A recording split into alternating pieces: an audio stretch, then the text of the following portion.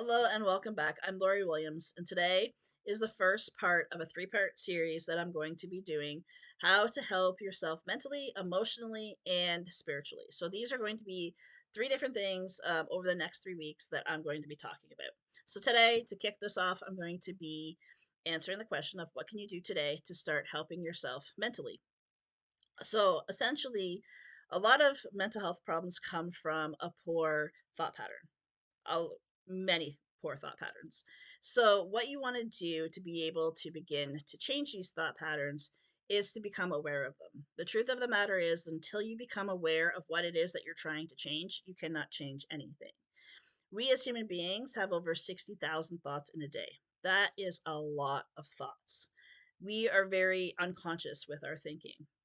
There's thoughts that are coming up that you don't even know that you're having. So, becoming a conscious observer of these thoughts is going to help you to have an understanding in exactly what kind of thoughts that you need to change.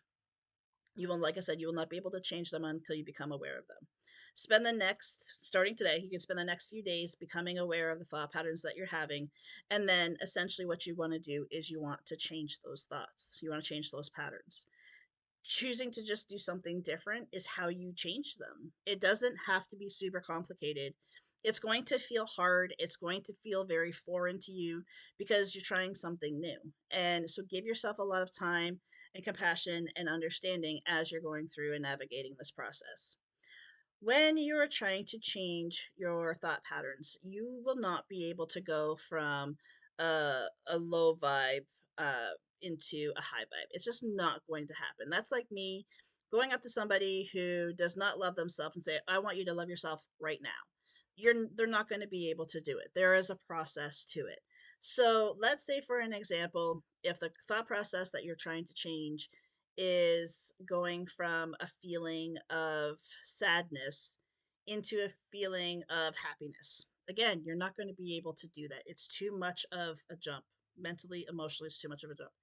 If you are thinking, oh my God, I'm so stupid, like if you feel like that is one of your dominant thoughts and that's one thing that you want to change. So instead of saying, like, oh my God, I'm so stupid, what is it that you can say instead? What feels better for you? You don't necessarily want to go the complete opposite and be like, oh, you're so brilliant, you're a genius, because your mind could just end up like, oh, yeah, you're full of it. That's not even true. So then it's going to go back to what it knows, right? So you want to go to something that feels better. So instead of saying, anytime that you recognize that you're saying, oh my God, you're so stupid, stop yourself and tell yourself two or three different ways of how you're not stupid. Focusing on your strengths is paramount for the ability to change these negative thought processes. Is focusing on what are you good at, what is it that you um that you are passionate about, where is your drive, where's your, like, what are the things that you love. um you might be really really good at the job that you have. You might be really really good at being a caretaker. You might be really really good at the hobbies that you have. So whenever you say, oh my God, I'm so stupid, it's like, no, I'm not, because I'm really good in this area, this area, this area, this area. A lot of the times we take the things that we're doing and we develop a negative thought pattern around it, and it's not helping us. It actually lends into like bigger mental health issues. If we're putting too much stress on ourselves, that's going to lead to mental health issues. Allowing yourself to be that conscious observer is going to help you to recognize exactly what you need to change. Maybe your thought processes are all about everybody else and how and what you can do for them, and you're forgetting to focus on yourself. This is why being the conscious observer is so important, so that you have the understanding of exactly what it is that you need to change, and then you can just start to take the steps that feels better for you.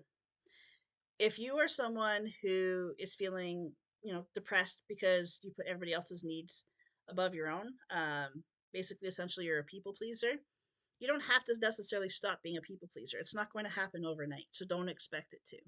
So, but what can you do to start putting yourself into that equation? You can still look after other people, but what can you do to start helping yourself? What can you do to start thinking more about yourself?